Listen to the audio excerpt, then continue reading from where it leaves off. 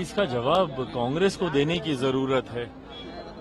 ये लोग जो विक्टिम कार्ड बात बात पर खेलते हैं कि विपक्ष के नेताओं को टारगेट किया जा रहा है, विपक्ष के नेताओं को ऐसा, विपक्ष के नेताओं को ऐसा, क्योंकि आपके यहाँ जब छापे पड़ते हैं तो ये उदाहरण के तौर पर ये चीजें सामने आती हैं। भाई वो अलमारियां जहाँ पे इतनी नकदी पड़ी है, कौन उसको जुटला सकता है? अभी तक उसकी काउंटिंग पूरी नहीं हो पाई। आखिरी जानकारी जो हमारे पास थी 290 करोड़ तक तो गिने गए थे, उसके बाद अभी भी कई बैग्स बाकी थे। तो ये जवाब कांग्रेस के नेताओं को देना होगा कि इतना कैश, इतनी नकदी कहां से आती है कांग्रेस के नेताओं के पास, और उस पर जब ये लोग विक्टिम कार्ड खेलते हैं तो ये विक्टिम कार्ड कहां तक जायज है भाई?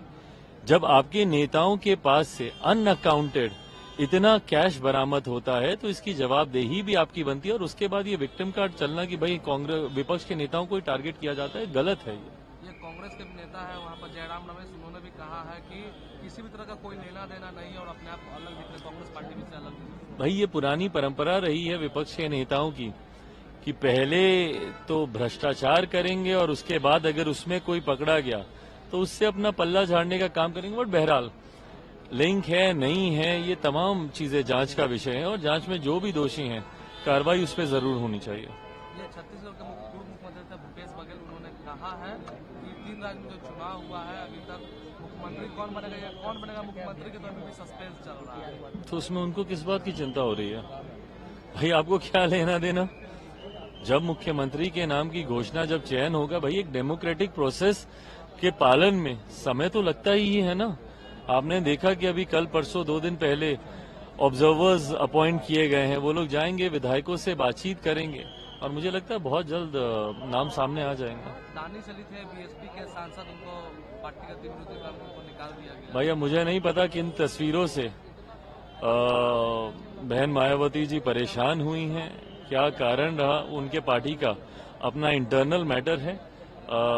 उनके पास पूरी स्वतंत्रता है किसको वो अपनी पार्टी में रखना चाहे, किसको नहीं रखना चाहे। बट हाँ, जो कारण सामने आए हैं पार्टी विरोधी गतिविधियों को लेकर, संभवतः अगर उसमें कोई सच्चाई होगी तो ये फैसला लिया गया होगा। इंडिया अलायंस की मीटिंग से पहले ममता बनर्जी ने पीएम को पत्र लिखा है और 18 से 20 तक मिलने का समय मांगा है। अच्छी बात है, मिले। उनको इस बात की चिंताएं हैं, उनको इस बात की आशंकाएं हैं कि केंद्र संभवतः जो राज्य सरकार को जो राशि जानी चाहिए वो शायद नहीं जा रही है।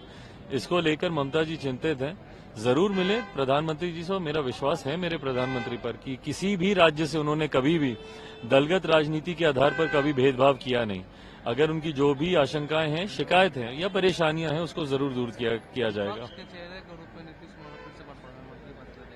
अब बताइए, वही बात है ना यार, जिनको बिहार की जनता नहीं स्वीकार करती, जो बिहार के मुख्यमंत्री बनने के लायक नहीं है, जिनकी नीतियों ने बिहार को अभी तक पिछड़ा बना के रखा, उनको देश की जनता कैसे स्वीकार करेगी? ये संभव ही नहीं है।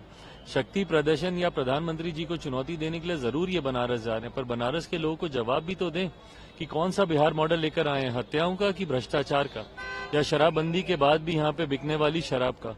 कौन सा बिहार का मॉडल लेके जाएंगे? पुल हवा में गिरते हैं कि बांध चूहे कुतर जाते हैं?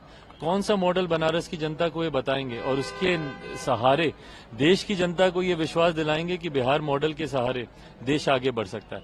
हकीकत है मुख्यमंत्री नीतीश कुमार जी सिर्फ अब हाथ पैर मारने का प्रयास कर रहे हैं, ना विपक्ष के नेताओं का इनके ऊपर विश्वास है और जनता तो पहले ही विश्वास इनसे खो चुकी है। पूर्वी क्षेत्रीय परिषद की आज बैठक है, गृह मंत्री भी आ रहे हैं, 4 राज्यों के मुख्यमंत्री के साथ बैठक है। नहीं, अच्छी बात है, ये प्रक्रिया का हिस्सा है। मुख्य गृह ये बैठकें होनी चाहिए।